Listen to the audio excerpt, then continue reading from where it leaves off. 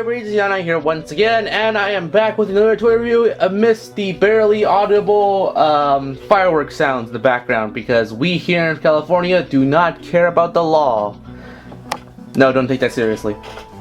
But it is illegal to have fireworks in California unless it's government mandated, just saying. So, yeah, in terms of anything, let's just get on with the toy review. So, today's review is going to be on something a little bit special.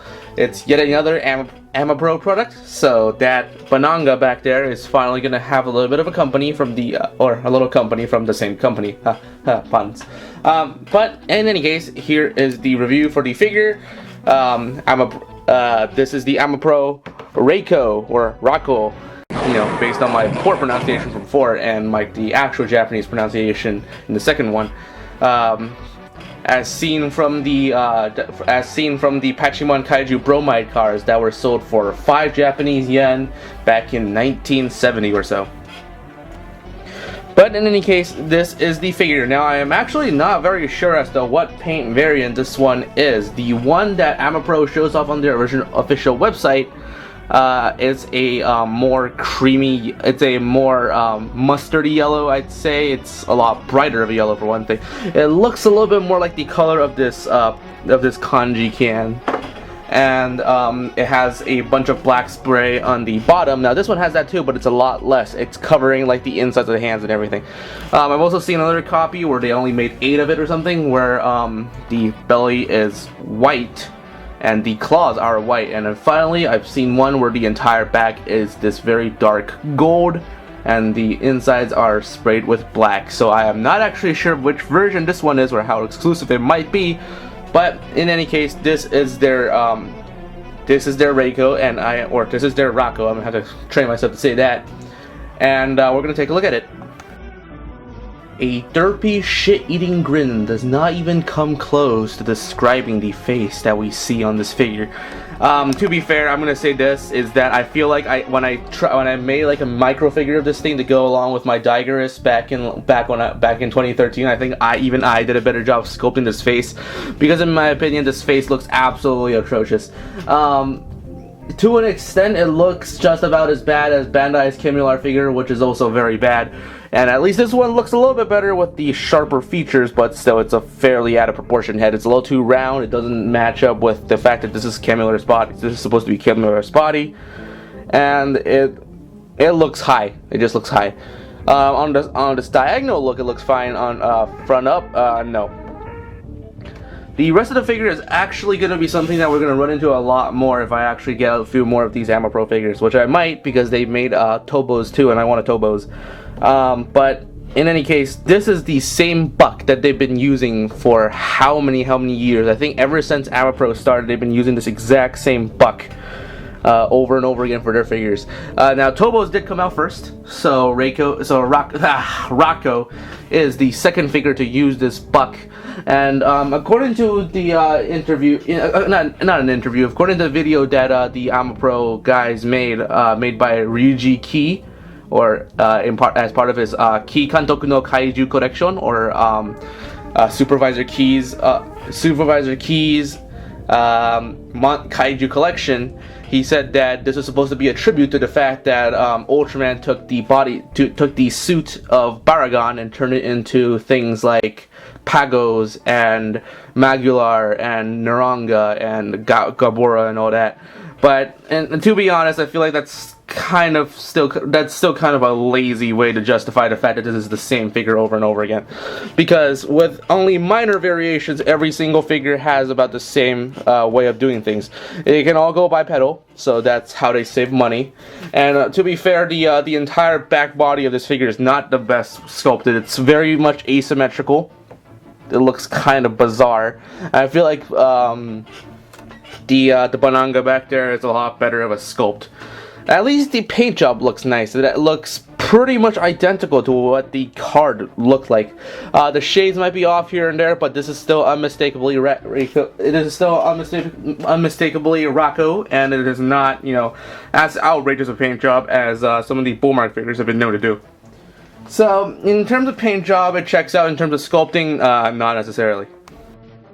The figure's been recentered on the camera, and let's move on to articulation. Now, all of the Amapro figures using this buck, which includes some of their more rooster-looking releases and the Tobos that will come sooner or later, use the same articulation. The head rotates at 360 degrees, no problem. The arms do likewise until they bump unnecessarily into the legs or maybe into the head.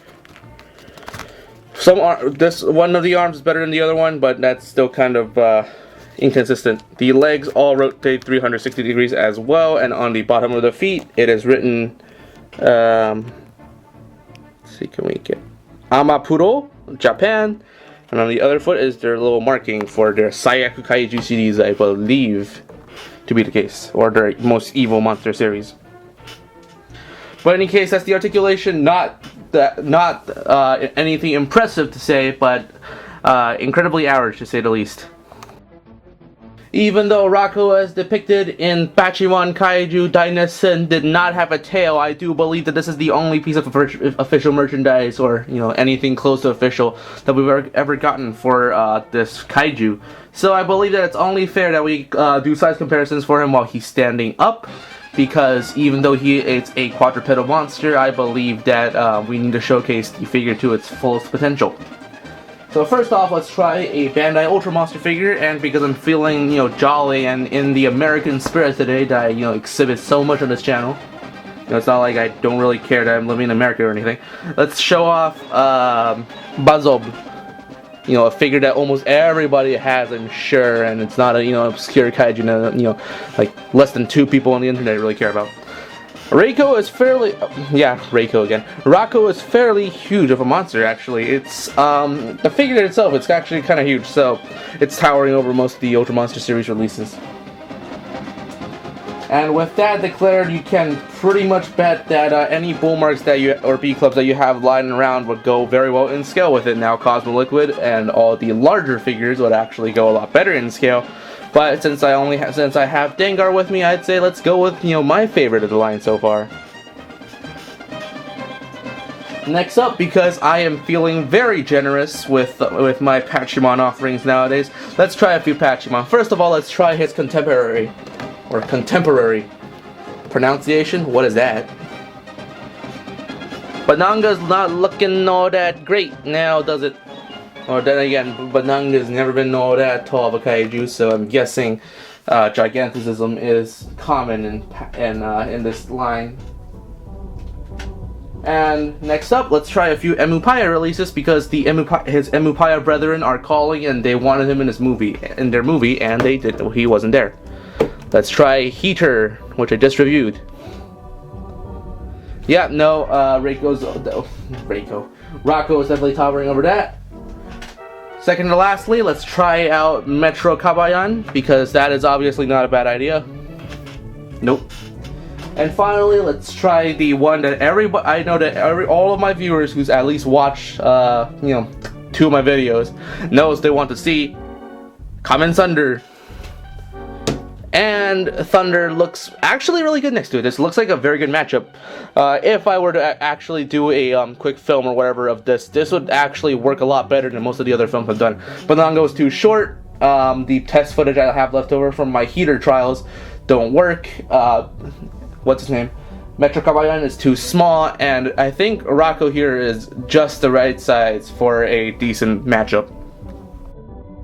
So in the end, despite all my qualms, I'm still giving this figure a 5 out of 5 because I am so biased towards this character. I really liked Raco I really liked Raco when I played him back 3 years ago when I was doing the character videos for Pachimon Kaiju Dainessen. And I think that the fascination I had for the character is really what drove me to actually go out and seek out this thing.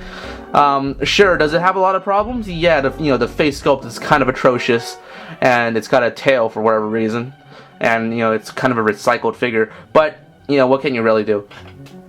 I've put up with how many Bandai reissues so far? I mean, I got like 3 Monstars for one thing, and 2 Geigerens, 2 Sodrons, 2 Bazobs.